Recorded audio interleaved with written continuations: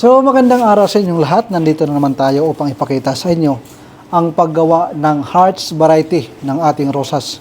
Ito yung tinatawag na hearts variety. Sa mga hindi pa nakakaalam, ayan po yung kanyang itsura. Ang tawag nito ay hearts variety. Hindi po puso ha. Variety po ito ng bulaklak. Pwede nyo i-search.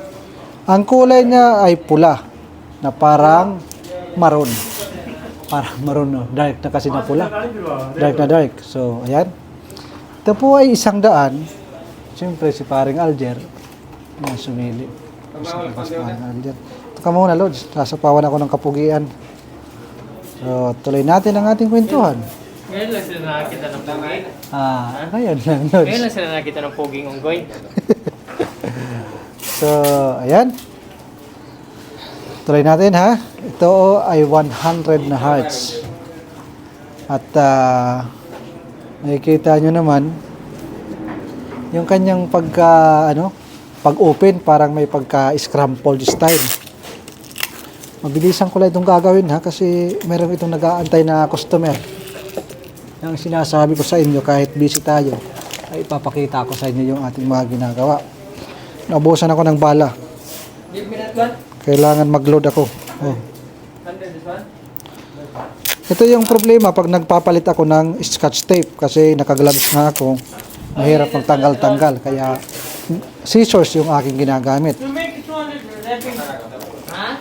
Tuloy ko ha. Sundan nyo lang yung aking mga move steps. Oh. Sa bawat paglalapag o pagpapasa mula dito sa aking right papunta sa aking left, hindi po tayo nagtitip bawat isang piraso, dalawang piraso kasi tatagal tayo. So magtitip po tayo pag nandoon na tayo sa hindi na natin kaya yung ating hinahawakan.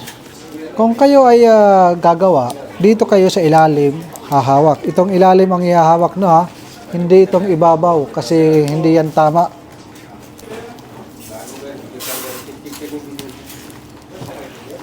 Tuloy-tuloy nyo lang gagawin hanggang matapos. At makikita nyo naman yung pagka-level ng ating stem. Hindi siya nag-cross-cross. Oh. Isang direksyon lang siya. Hindi maduming tingnan. Ngayon ay hindi masyadong madami ang aming customer. Pag mga normal lang namin na customer, nasa 200 lang na bouquet. Yan. Normal lang sa amin yan. No damage this one, bro? Bro, no damage? Give me, bro, give Bito, bro. Bro, I have one here. Very short, this one.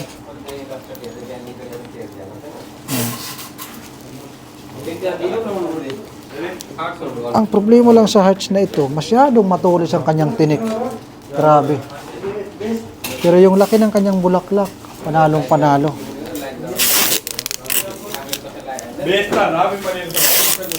This wrapping bro or base? Base. Black wrapping. O, tsamba kayo. Black wrapping. Okay, okay. Ngayon, ipapakita ko sa inyo ang pagrarating ng ating 100 hearts. Bakit sila may tsamba? May ipapakita ko sa inyo. Mabilisan lang. Kaya huwag kayong aalis. At syempre, kung nagustuhan nyo yung ating mga ginawagawang bulaklak, pag-comment naman kayo ng wow, flowers. Para sa iyo ito. Medyo hinihingan. Akala nyo hindi mabigat, no? Kasi wala kayong ginagawa, nanonood lang kayo. Ako dito nabibigatan. Yan ang katotohanan. Give me more, bro! Fast! Only one. Yeah, okay, bro. Kailangan kami dito. Pag kahit isang damage lang yun, pinapalitan namin yan. Hindi pa pwedeng hindi kompleto. Okay bro, thank you. Hindi ko crash this one. Hindi pwedeng hindi kompleto yung ating roses na ibibigay sa customer. Pag 100, 100 talaga yan. At syempre, putulin natin ng pantay para magandang tingnan. Kailangan, hindi rin maikli. Kasi yung makaka-receive nito, kung ilalagay pa nila sa base, o gusto pa nilang putulan, kapag adjust pa sila. at para hindi maging putot yung ating bouquet. At syempre dito sa baba, para hindi bumuka, lagyan natin ng scotch tape, tempered. At ngayon ilalabas ko na yung ating wrapping na ginawa na. Meron tayong mga ready na mga wrapping para pag mayroon na wrapping, naka-ready na. Ayan po yung ating triangle na wrapping. So wrapping natin, simulan natin dito sa pinakauna. Ganyan lang. Bilisan, parang pinapasa-pasa lang na, pero hindi nyo alam. Hindi nangangalay na yung aking kalawiti. Oh, diba? Ganun lang yan eh. Kunwari hindi pagod. Pero pagod na. Tuloy-tuloy yung aming gawaan. Simula sa pag-duty. Sakto lang na makalapag ng bag ko or yung anong umang dala.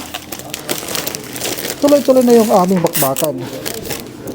Ganun kami dito kabisi.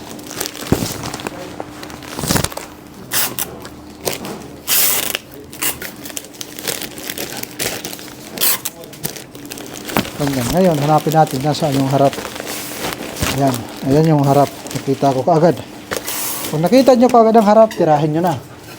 Ngayon naman kukuha tayo ng, ito yung ginagawang triangle wrapping. Ito yung one sheet. One sheet. Ginawa kong ganyan. Tapos itatakip ko dito. Sabay tip. Tapos ang laban. Napaka-simple. Sabay ikot. Tip dito sa likod. Ngayon naman, ang ating irarapping ay yung nasa ibaba. So, meron tayong isang wrapping dito. Tipin nyo lang. At syempre, itakip. Sabay hawak dito sa may leeg. And then, scotch tape. Tapos ang laban. So, pag mga 100 ang aming ginagamit ay 4 na piraso. Pero pag 50 lang is 3 piraso lang ang aming ginagamit.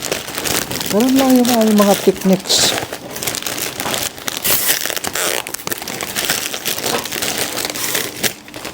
So, pwedeng tuloy-tuloy lang na nakatupi ng ganun. Pero yung aking technique, ganito. Ginagawa ko, yung harapan is doble. Ito, doble ito. Pikong mo dito sa mga gilid.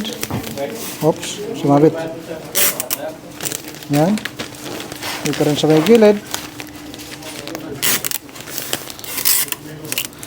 At since ito ay rope na ribbon o dumikit. Yan. Yan. Kukuha tayo ng pang ribbon. Itong gagawin natin na ribbon. At syempre, ito yung pangtali, dalang piraso. Kaya sa mga babae dyan, kung gusto nyo ng bulaklak, mag-comment lang kayo ng I love flowers. At syempre, ano bang gusto nyo? Yung 100 piraso na rosas or isang sakong bigas? Ayusin nyo ang desisyon nyo sa buhay para hindi kayo magsisi. Okay? Hawakan nyo maayos. At syempre, itali yung leeg. Ganun lang kasimple yung ating paggagawa ng hearts 100 pieces with black triangle roping with rope ribbon. Ganun lang oh. Simple. Okay. Then ilagay dito sa may leeg. Talian. Ayan. Ganun lang kasimple. Mayroon ka ng beautiful flowers, hearts variety bouquet. Sundot-sundutin para matanggal yung mga scrambled. Ganun lang kasimple. At ayan na, tinanen. Mayroon ka ng napakalaking bouquet na pwede mong ipost sa TikTok, sa Instagram, at kahit saan man na platform ng social media para kayo'y magpasikat. So, yun lang. Magandang araw sa inyo. Bye-bye.